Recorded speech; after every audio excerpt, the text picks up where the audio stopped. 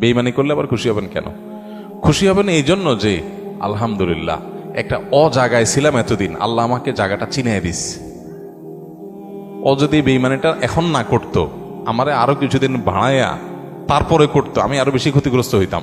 আল্লাহ শুকর, আলহামদুলিল্লাহ আমি যে জায়গায় সময় ব্যয় করছি, এরকম জিগরি দোস্ত বানায় রাখছি, ও আসলে কালসাপ, এটা আল্লাহ তাআলা আমারে জানাই দিছে। আলহামদুলিল্লাহ, আমি খুশি হয়ে যাব। নেগেটিভ জিনিসটাকেও পজিটিভ ভাবে আমরা দেখতে পারি। যত হতাশা আছে, এই হতাশা দূর বেশিরভাগ ক্ষেত্রে হয়ে যাবে শুধু মেন্টালিটি পরিবর্তন করলে। আল্লাহ আমাদেরকে সেই তৌফিক দান করুন। আমাদের কিচ্ছু নাই, ঘরে অল্প স্বল্প আছে, আমরা যার আছে তার সাথে তুলনা করবো না। আমার যা আছে তা নিয়ে আমি অনেক হ্যাপি, আলহামদুলিল্লাহ। আল্লাহ আমার ছেলে মেয়ে সুস্থ রাখছেন, ক্যান্সার দেন নাই, বড় কোনো ব্যাধি দেন না, আল্লাহ শুকর।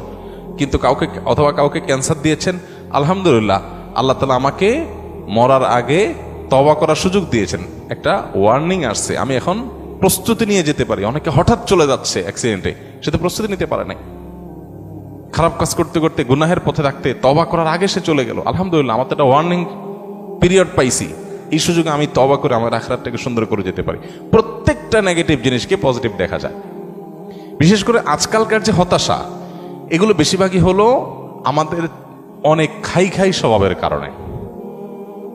আমরা ভাবখান, আমি এরকম অনেক মানুষ দেখেছি ব্যক্তিগতভাবে, আমি পরিচিত অনেক মানুষের সাথে, নাই ভাই কিচ্ছু নাই, ব্যবসা বাণিজ্য অবস্থা একেবারে খারাপ। এরপরে দেখা গেল ছেলে ফেলে নিয়ে, বাচ্চা কাচ্চা নিয়ে উনি ব্যাংকক গেছে ঘুরতে। ভাই ব্যাংকক গেছেন ঘুরতে, আপনার না খুব অসুবিধা? ভাই এইটা তো 10-20-50 লাখ তো অ্যাকাউন্টে আছেই, এটা তো কোনো ইয়ে না। আমি কোটি কোটি টাকার যে ব্যবসা আছে আমি সেটা কথা বলতেছি, ফ্যাক্টরিগুলো বন্ধ, হান তান, কিন্তু ওনার সব চলতেছে। মানুষের চাহিদা যত বাড়ে সে তত দুঃখী হয়, চাহিদা যত কমে সে তত সুখী হয়। এই জন্যই কানাআত বা অল্পে তুষ্ট থাকার শিক্ষা নবী সাল্লাল্লাহু আলাইহি ওয়াসাল্লাম দিয়েছেন।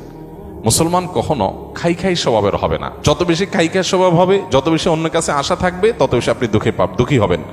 এই জন্য এই জিনিসটা ছাড়তে হবে। কারোর কাছে আশা খুব বেশি করা যাবে না এবং অন্যের সাথে কম্পেয়ার করা যাবে না। বিশেষ করে অন্য আমার চাইতে ভালো থাকলে ওটার ব্যাপারে কম্পেয়ার করা যাবে না।